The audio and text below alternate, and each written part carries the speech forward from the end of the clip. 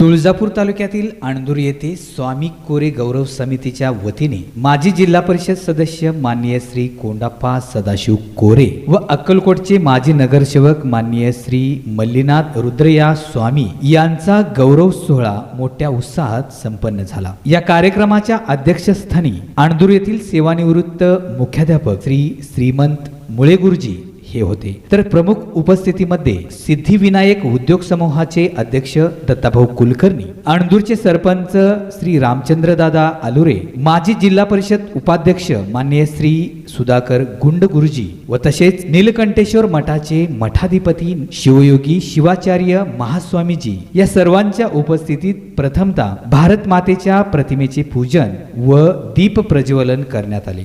यावेळी अणदूर येथील गौरव समितीच्या वतीने कोंडाप्पा कोरे व मल्लीनाथ स्वामी या ज्येष्ठ भाजप नेत्यांचा शाल, श्रीफळ, पुष्पहार, पुष्पगुच्छ व लोकसेवक सन्मानपत्र देऊन सपत्नीक गौरव करण्यात आला। यावेळी या दोघांचाही विविध मान्यवरांकडून सत्कार करण्यात आला। या प्रसंगी माजी जिल्हा परिषद सदस्य महादेवप्पा आलुरे, शिवाजी घुगे गुरुजी, प्राध्यापक अनिता मुतकन्ना, प्रभात मंडळाचे सर्व सदस्य, उपप्राचार्य मल्लीनाथ लंगडे, दत्ता राजमाने, काशीनाथ शेटे, ॲडव्होकेट दीपकदादा आलुरे, भाजपा युवा मोर्चाचे शहराध्यक्ष आनंद मुळे, भाजपा शहर महिला आघाडी प्रमुख जयश्री स्वामी, किशोर बायस, भागवत स्वामी यांच्यासह गावातील महिला, पुरुष आदींची मोठ्या संख्येने उपस्थिती होती। हा कार्यक्रम यशस्वीतेसाठी राजेश देवशंकर, सुहास कंदले, रामेश्वर झुरळे, उमाकांत करपे, महावीर कंदले, दत्ता राजमाने, महादेव सालगे, बाबुराव मुळे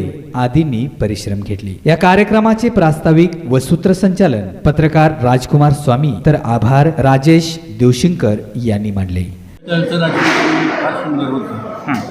पक्षामध्ये प्रेम करणारी माणसं होती आणि प्रेमाची संघटना बांधली गेली। आजकाल ती प्रेमाची संघटना राहिली नाही, पैशाची संघटना आहे।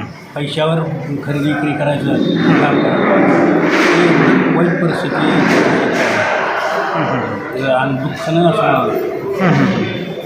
एकंदरीत आजच्या राजकारणी जी लोक आहेत तर त्यांना आपण कोणता संदेश द्याल, काय सांगाल? आजच्या राजकारत्यांनी एवढाच संदेश देणार नाही की तुम्ही जर सर्व पक्षीय नेत्यांनी जर समाजावर प्रेम न करता, त्यांच्या समस्यांना सोडवता स्वतःची जर संपत्ती वाढवित असाल तर तुम्हाला यापुढे थोडी क्षमा करा। राजकारणाच्या संदर्भामध्ये बोलायचं झालं तर भारतीय संस्कृतीने 3 मूल्ये दिलेली आहेत। एक नैतिक मूल्य जी आहे, सामाजिक नैतिक मूल्य, त्याचं रक्षण झालं पाहिजे।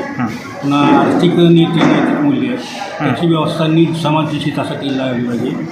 आणि दुसरं जी राजकीय नीतिमूल्य आहेत ती जर राजकीय नीतिमूल्य संपलेलीच असेल। कुणी कुठं जायचं, कुणी एखाद्या कोणाला पाठिंबा द्यायचा, कुणी कोणाकडे हे पक्ष सोडून त्या पक्षात जायचं, असं अनेक। आणि तरुणांना दिशा दिली जात नाही, तरुणाच्या हाताला काम दिलं जात नाही, शेतकऱ्याच्या मालाला योग्य भाव मिळत नाही, अशा अनेक समस्यानं आणि प्रजेचं संख्या वाढलेली आहे, त्या पद्धतीनं व्यवस्था करण्याचं सोडून सभागृहामध्ये तू तसला मी असला, तू तसला मी असला, सामाजिक मुद्द्यावर कोणी बोलत नाही, समाजाच्या सुखदुःखाचा विचार तिथं होत नाही। ज्याच्यासाठी जी सत्ता मिळत होती ती सत्ता आता विरुद्ध दिशेनं होऊ लागलेली आहे। त्याच्यामुळं या भविष्याच्या काळामध्ये या देशातल्या समाज व्यवस्थेचा ऱ्हास झाला तर वेगळी परिस्थिती निर्माण होईल। याचं फक्त सगळ्याच राजकीय पक्षाच्या पुढाऱ्यांनी आणि नेत्यांनी लक्षात घ्यावं।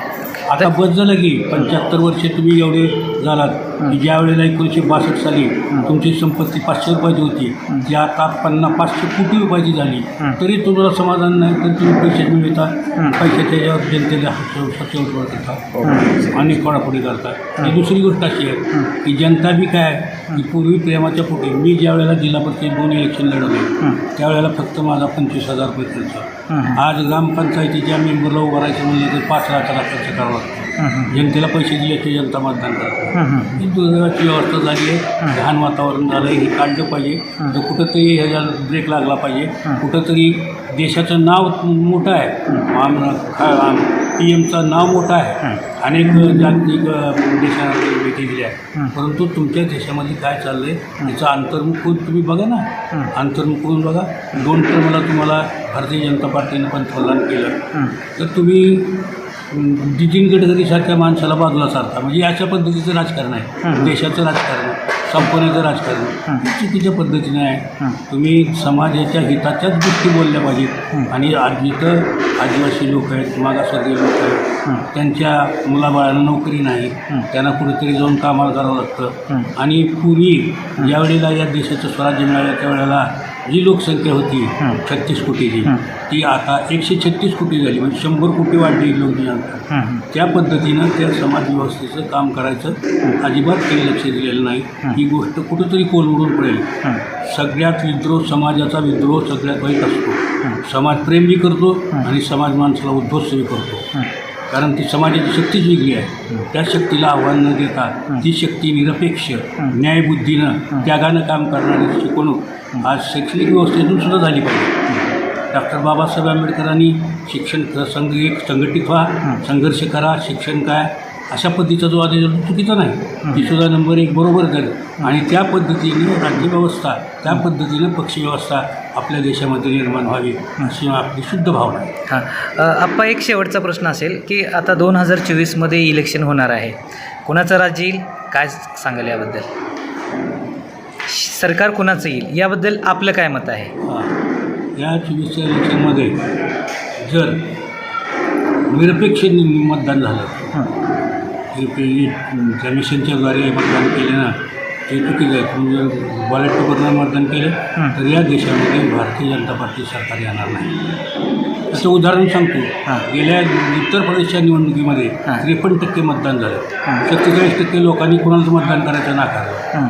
53%मध्ये 21% मतं भाजपला मिळाली आणि 32% मतं सहा पक्षाकडे बघली. आणि ही जी आघाडी, इंडिया आघाडी म्हणतात ना, यांनी जर नीट नाही ना वागली ना तर ह्यांचं बी काय खरं नाही. डी न्यूज मराठीसाठी लक्ष्मण दुपारगुडे, अणदूर, तुळजापूर.